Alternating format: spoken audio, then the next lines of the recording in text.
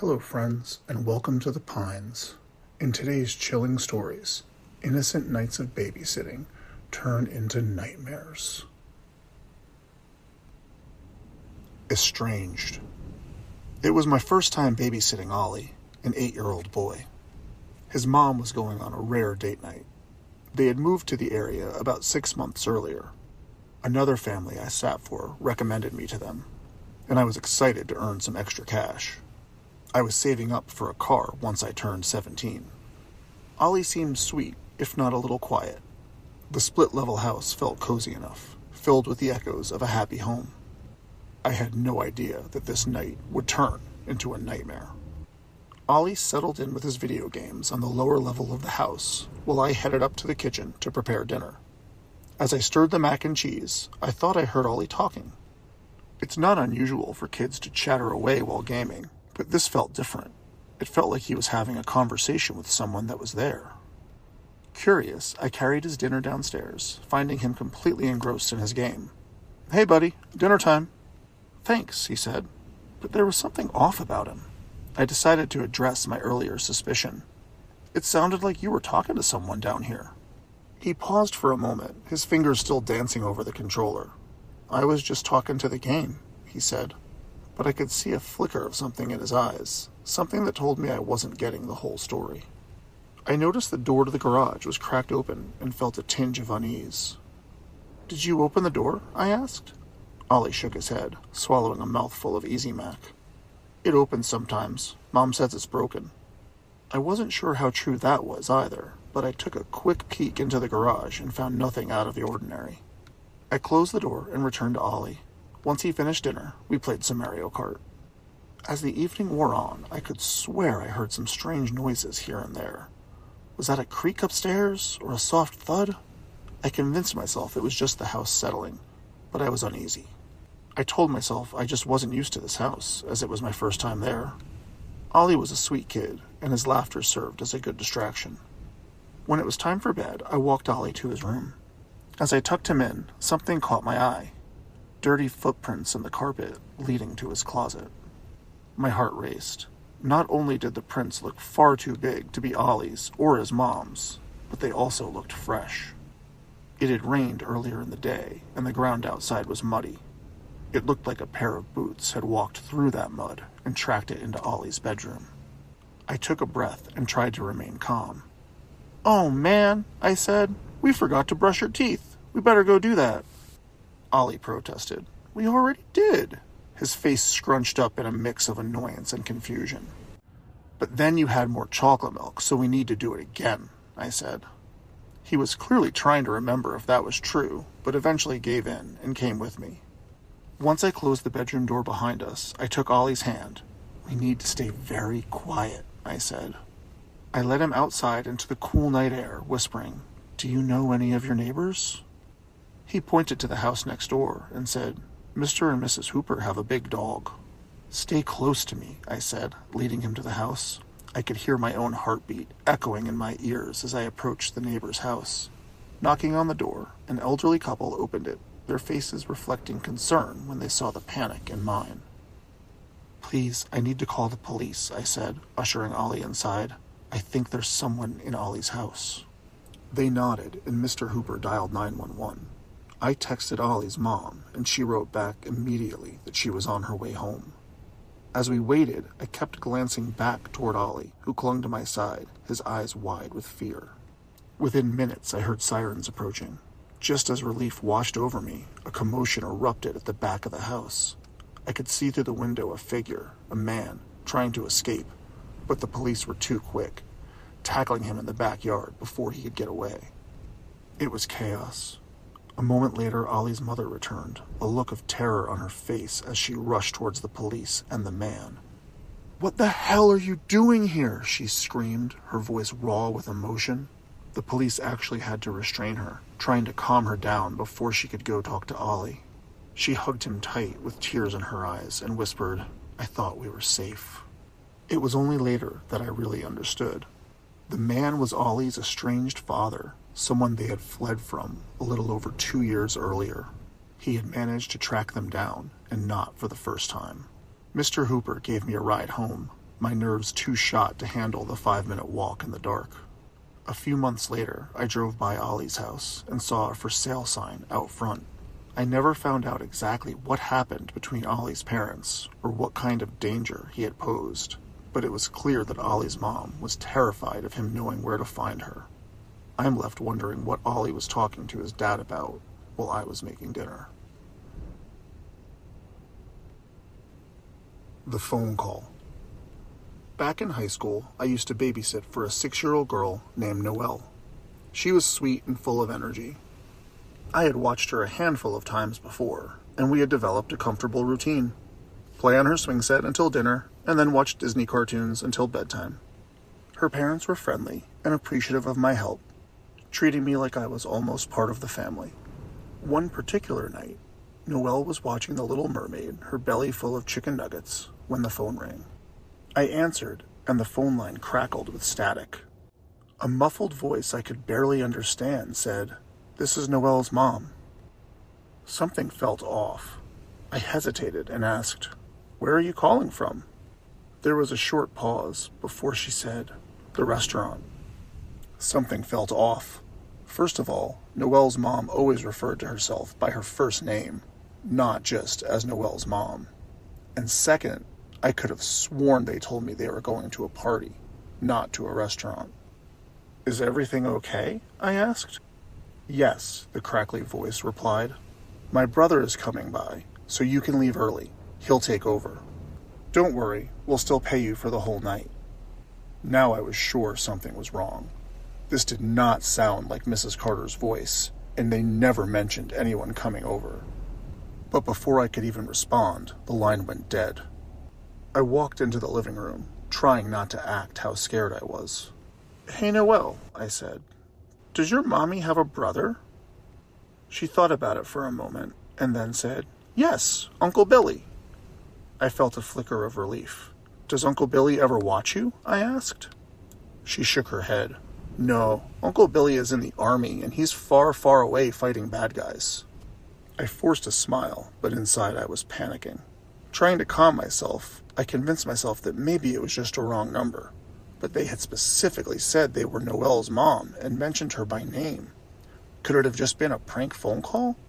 I picked up the house phone again and pressed *69 to return the last call. It rang endlessly with no answer.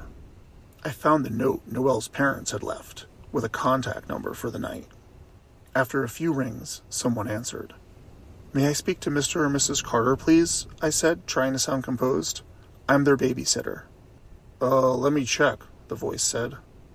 But before they could return, a loud knock echoed through the house, making me jump. I approached the door and peered out the peephole.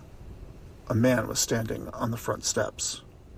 I tried to stay quiet and pressed the phone to my ear. I could hear the tinkling of glasses and laughter and music in the background. They were definitely at a party. A wave of dread washed over me as the man pounded on the door again. "Who's there?" I called out. His voice boomed out in response. "I'm Noelle's uncle. I'm here to take over." There was a short pause. "Brenda should have told you I was coming." "No, she didn't mention that. What's your name?" There was a long pause. "Dave," he said finally. "I'm Noelle's Uncle Dave. Now let me in."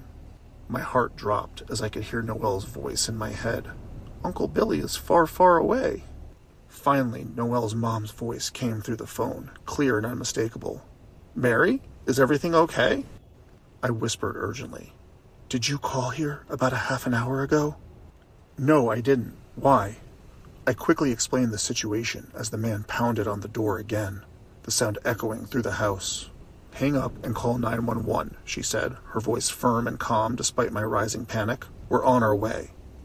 I followed her instructions, dialing 911 as the man yelled again, "Open the door!"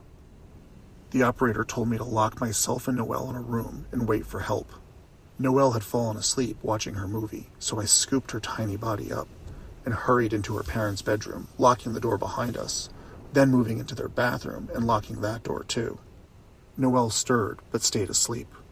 "Are the police almost here?" I asked the operator, trying not to cry. "They're on their way. Are you safe?" I guess," I said. and I told her where we were hiding. Downstairs, I heard a loud crash, like a window shattering. My breath caught in my throat. "Oh my God, I think he's in the house," I whispered, panic flooding my voice. Noelle stirred slightly again. "What's going on?" she mumbled sleepily. "Nothing, sweetie. I just wanted to snuggle. Go back to sleep." She wrapped her arms around me, sleeping with her head on my shoulder. Footsteps creaked on the stairs, and tears streamed down my cheeks. I couldn't lose her. I couldn't let this happen. Just then I heard the sounds of sirens and saw flashing blue and red lights illuminating the driveway. Relief flooded through me as I heard shouts from multiple voices downstairs. There was a loud commotion and the sounds of a fight. Then silence, followed by a light knock on the door. "This is the police. Everything's safe now." Cautiously, I opened the door and collapsed into the officer's arms. Noelle blinked awake and mumbled, "There's a policeman here." The rest of the night was a blur. Noelle's parents returned home shortly thereafter, panic etched on their faces. They quickly hugged Noelle and thanked me for keeping her safe.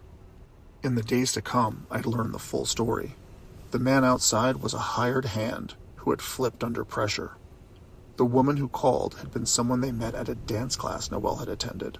She had developed an unhealthy obsession with the little girl and hired the man to kidnap her. That's why she knew enough about Noelle and her parents to give me their names, but couldn't identify an actual uncle. I continued to babysit for Noelle once her parents felt ready to go out again, but only after her dad had gotten one of those brick-like cell phones for emergencies. Thankfully, nothing like that ever happened again, but I never forgot that night. Unlike Noelle, who only remembers the friendly policeman and the extra snuggles we got after The Little Mermaid. The Watcher in the Woods. It was a late summer day when I took a babysitting job for a neighbor's little boy named Jaden. He was 6 years old, full of energy, and excited to spend the afternoon playing outside.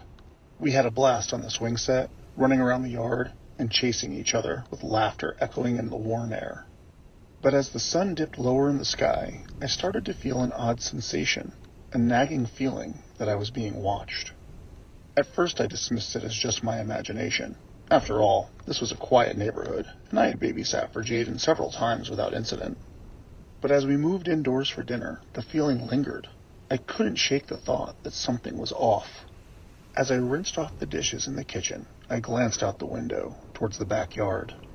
Their yard edged up to the woods, and I could have sworn I saw someone or something lurking right at the tree line. My heart raced, but when I looked again, nothing was there. It was probably just my mind playing tricks on me. After dinner, I let Jaden watch a video in the den while I cleaned up. I could hear the sounds of cartoons filling the room and started to relax. When I finished cleaning, I returned to the den, but found it empty. "Jaden?" I called out, expecting him to pop up from behind the couch or giggle from another room. But there was silence. I checked the bathroom, his bedroom, even under the furniture, but he was nowhere to be found. Panicking, I hurried to the back door and peeked outside. There he was, standing in the middle of the backyard, peering intently into the woods. My heart sank. I rushed outside, my feet pounding the grass. "Jaden!" I called as I approached him. "What are you doing out here, bud?" He turned to me, his face serious, and pointed toward the tree line. "Is he a friend?" he asked, his voice eerily calm. I looked in the direction he was pointing, and my stomach dropped. Standing at the edge of the woods was a man, haggard and disheveled. He stared at me and smiled. It was unsettling, a wide grin that revealed missing teeth, as if he hadn't seen a dentist in years. "Come on, buddy," I said, scooping Jaden up and running back toward the house. I slammed the door shut behind us, locking it with trembling hands. I glanced out the back window, and my blood ran cold. The man had moved closer. Now he was sitting on the swing in the backyard, still staring at us with that deranged smile. I fumbled for the phone and called the police, my voice shaking as I described the situation. "Stay inside and keep the doors locked. Officers are on their way," the dispatcher reassured me. I kept my eyes on the man as I waited. He swung back and forth slowly, his gaze fixed on the house. The sounds of siren approaching filled the air, and the man looked up. With one last smile in my direction, he stood and walked calmly back into the woods, disappearing into the shadows. When the officers finally showed up, I I gave them a description of the man. They searched the area, but found nothing. "We'll keep an eye out," one of them said, but I could tell he didn't seem optimistic. When Jaden's parents returned, I relayed the events of the evening. They were visibly shaken and had a long talk with Jaden about stranger danger. I was relieved, but inside I felt hollow, knowing I couldn't shake the fear that had settled over me.